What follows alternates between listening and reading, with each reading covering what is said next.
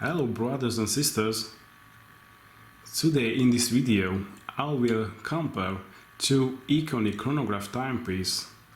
As you see on my left hand there is a Rolex Chosmograph Daytona, but it's not the latest version because the latest version of the stainless steel Rolex Daytona has got a ceramic bezel, but this one has got a stainless steel bezel too.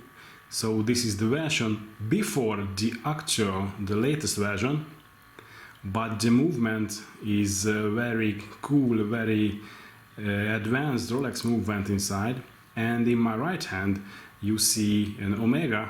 This is the dark side of the moon Speedmaster and the vintage version of the dark side of the moon. So let's compare these iconic and cool timepieces.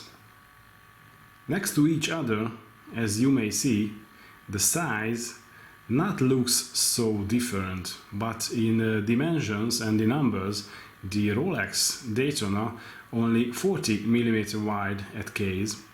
The Omega Speedmaster is 44 and 2.2 mm wide. So the Speedmaster is bigger, but as you see there is no crown guard or crown protector on the Speedmaster, so that is why the two watch is nearly the same. Of course the Omega is bigger and looks bigger too. Other main differences are the pushers and the crowns. As you may see, the Omega one, the Speedmaster, has got single pushers and also the crown is not screwed in. On the Daytona we got here a screwed in crown and screwed in pusher start and reset buttons.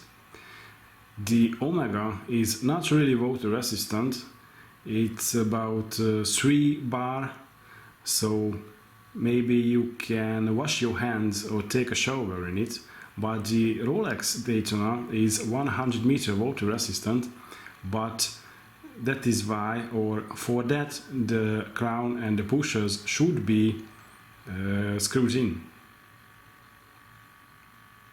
You may say, why is the pushers screwed in too? The answer is simple.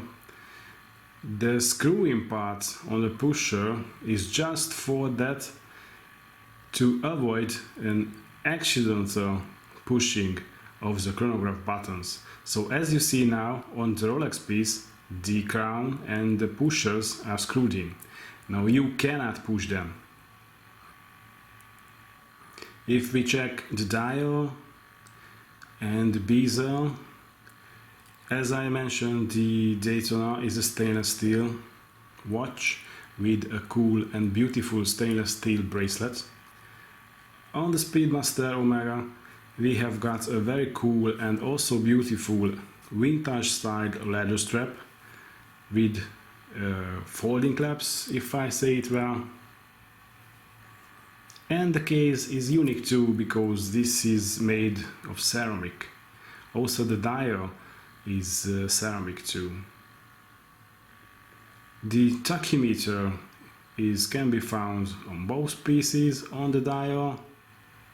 And as you see, the indexes are really bigger on the Omega, so to read the time, maybe the Omega Speedmaster is the better solution. Both timepieces can measure 12 hours with a chronograph. On the Rolex Daytona we have got a running second disc at 6 o'clock. We have got a 30 minutes counter disc at 3 o'clock, and at 9 o'clock we can find the 12 hours counter of the chronograph. On the Omega we have got the running seconds at 9 o'clock, and this is a really unique solution, but I like it and this is cool. We have got 60 minutes counter and the 12 hours counter, but on the same disc with 2 hands. And we have got second hand for the chronograph on the hour and minute hands, so in the center of the dial, and also on the Daytona we find the second hand of the chronograph at the center. If we push the start button on the Omega, we will see how it's running. We will see the chronograph second hand moving, and soon we will see the two hands of the minutes and hour of the chronograph starting to move from each other. Until that, I take it down and will screw out the buttons of the Daytona. So we should screw out the start button to start the chronograph, and this is how it starts running. As you see, at 6 o'clock the running second of the watch is running too, and now the chronograph second hand is running too, and we will see the elapsed time since I pushed the button on this disc in minutes and here in hours. The restart button is also screwed out, so we have to screw it out if we want to move it. This is not a flyback movement, and the Omega is not a flyback movement too, so we have to stop it and then restart it. And this is the 0 position, and if we want it to start again, we have to push it again. About the movement, let me tell you, this is the Rolex 4130 caliber, 72 hours power reserve with 1 barrel. It has got Paracom hairspring made from an anti-magnetic alloy of niobium and zirconium, and it has got a vertical clutch too, what means the pushers are definitely soft. I will show you this. Not that smooth and not that soft as double clutched Hublot Unico, but this is soft enough. So it's working really smooth and it's really soft.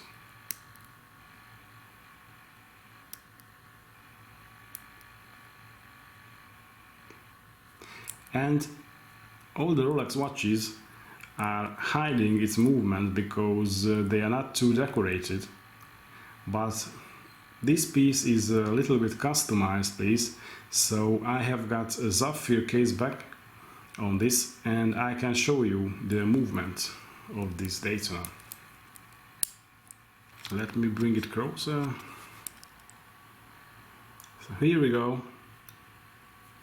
The 4130 movement Rolex caliber, automatic movement. As you see, this is really not decorated, but a robust, absolute precise, very accurate, very high-end movement. There you see the escapement and the balance wheel, Daytona sign on the rotor, and some disc we see there. If we are talking about the Omega movement, what is also a very cool, durable and accurate movement, now I can tell this is the 9300, so 9300 caliber of the Omega. This is a coaxial piece. It has got double mainspring barrels, but with double mainspring barrels the power reserve is only 60 hours compared to the Daytona 72 hours with only 1 barrel. So this is a place where Rolex won the game. Okay, we have got a coaxial escapement, as I mentioned here, with a silicone hairspring. What is cool, because the movement is totally amagnetic or anti-magnetic. We have got a cross-through bridge, what makes the watch really durable, and by my experience this Omega movement is very accurate, and it late about 1 or 2 seconds per day, what is cool, but not that good than the Rolex movement, what is missing the correct time, less than 1 second per day. Rolex is Rolex. And now you can see the minute hand on 6 or 7 if I see the position, and there is the hour hand of the chronograph, what is still close to the 12 position. This is not a flyback movement too, so if we want to restart it, we have to stop and reset. If I push it, it feels much more harder and difficult than the Rolex. This movement won't has got that clutch system. Someone likes it, someone not really likes it. I prefer the softer way of the chronograph pushes, but you know, tastes are different. I can show the movement here too. So this is the Omega coaxial 9300 movement caliber with this huge massive balance bridge, and there is the balance wheel and the whole escapement system. The movement is nicely decorated enough, nice and beautiful, and really accurate, as I mentioned before.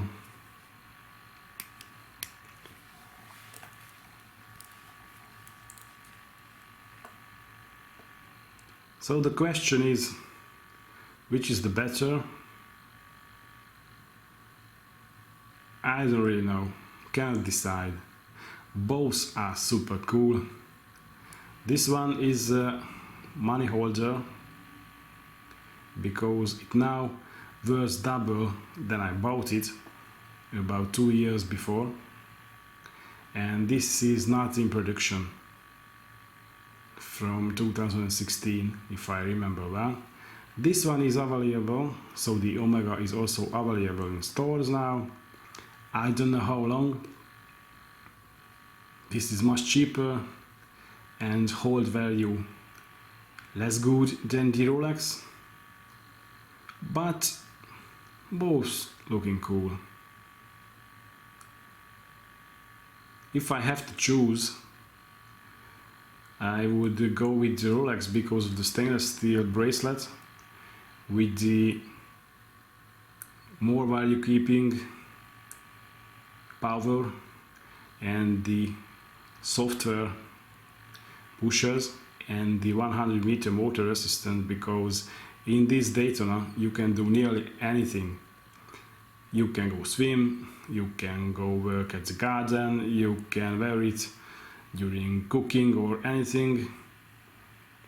In the Omega, this is a sports watch, yes, but in fact I would wear the Omega only when I know I won't water it, I won't go underwater it, I won't mess it with any way. So this is a suit watch for me, even in this size, and this is a sporty badass watch for me. So both are cool.